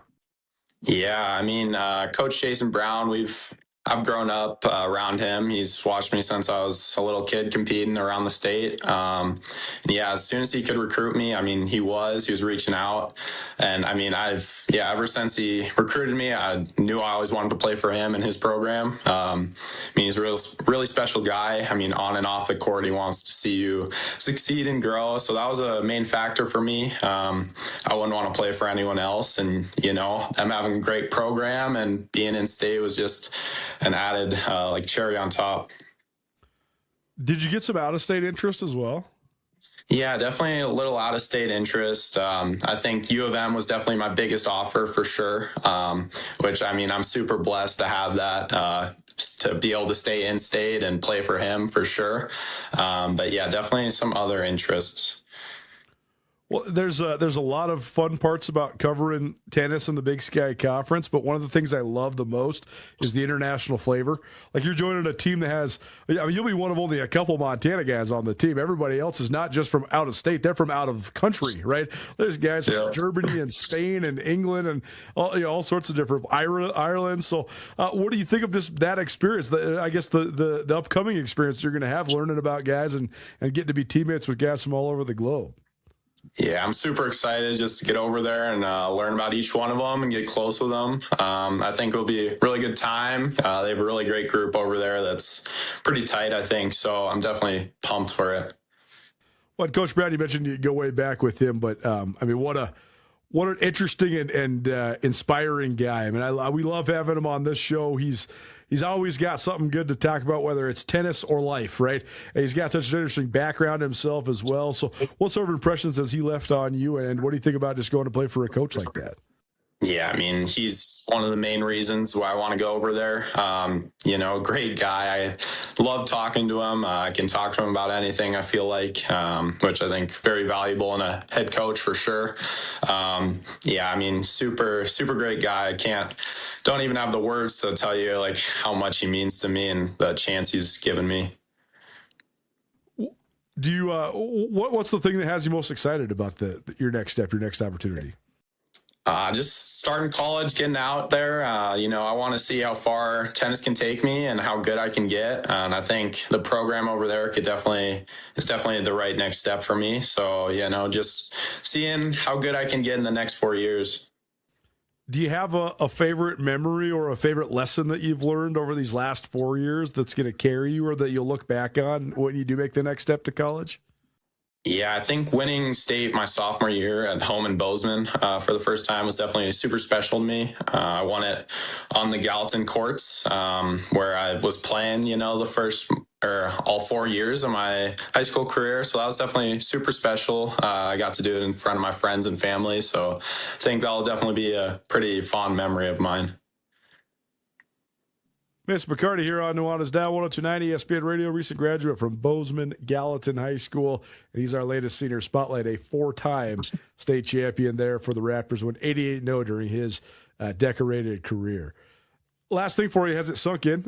Just the accomplishment that you had. I think you're only the 5th guy in the history of the state of Montana to do this, and I think one of only 3 to completely run the table for your career. So have you considered just sort of your place in the history of prep tennis in Montana yet?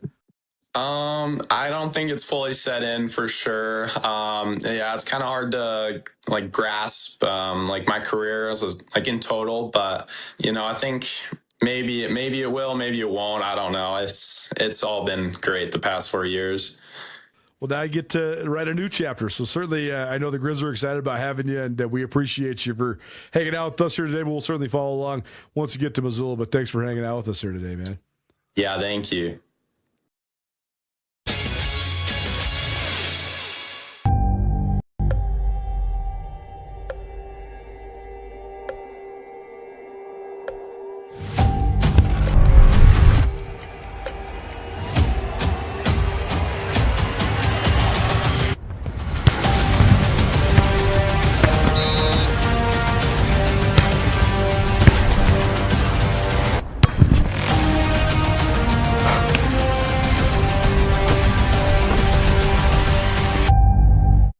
Bring the whole family to the Stone of Accord for a wonderful brunch.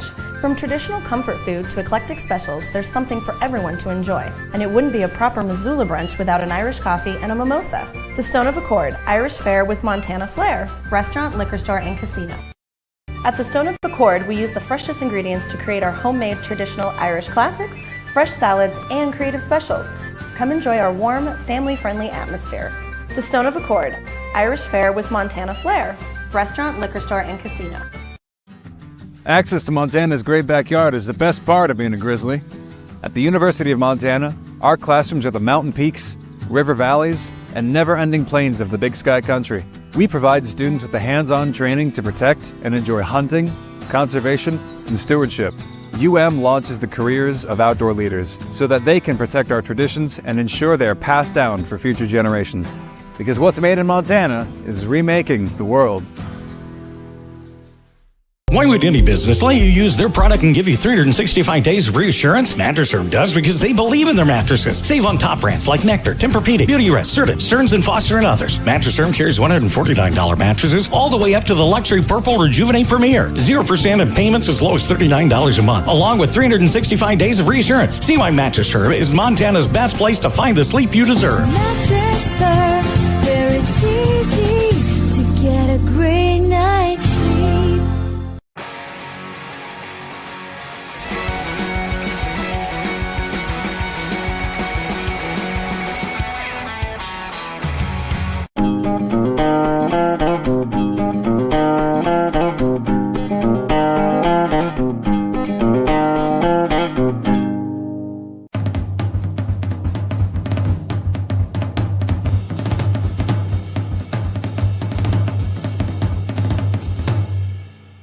Mountain Town Vacation Rental Management, your local partner for vacation rental success. We provide a fully customized hosting experience tailored to your needs and goals. Your home is listed on every major site, helping you maximize visibility and bookings. And our local team is available 24/7 to handle guest needs and booking inquiries. Let us take the stress out of managing your vacation home. Contact us today at mountaintownvrm.com or give us a call at 406-369-3080.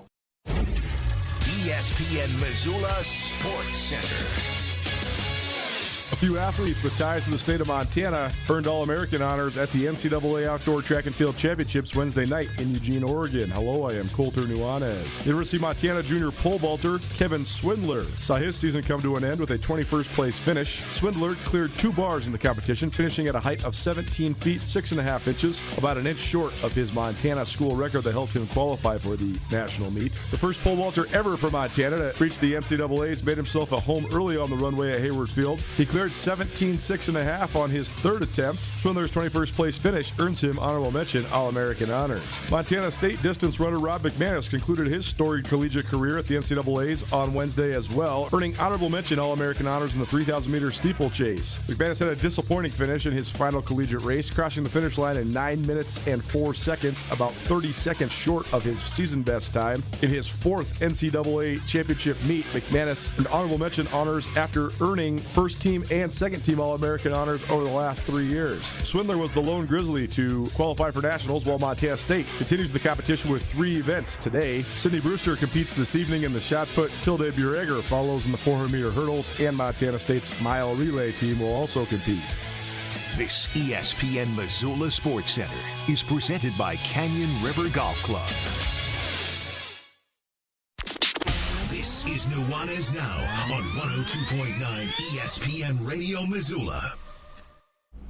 We're up against it. Appreciate you all hanging out with us today. Lots of great interviews, including 2 senior spotlights, one with Montana State football commit Cade Robinson, as well as tennis stud Mason McCarty, who ended his career with an astounding 88-0 record and 4 straight titles. Reminder, we have no show tomorrow and Monday, so have a great weekend, and we'll see you all on Tuesday. My name is Hayden Smith, and you are listening to Nuanez Now right here on 102.9 ESPN Radio. Blaine McElmurray knows what you can achieve through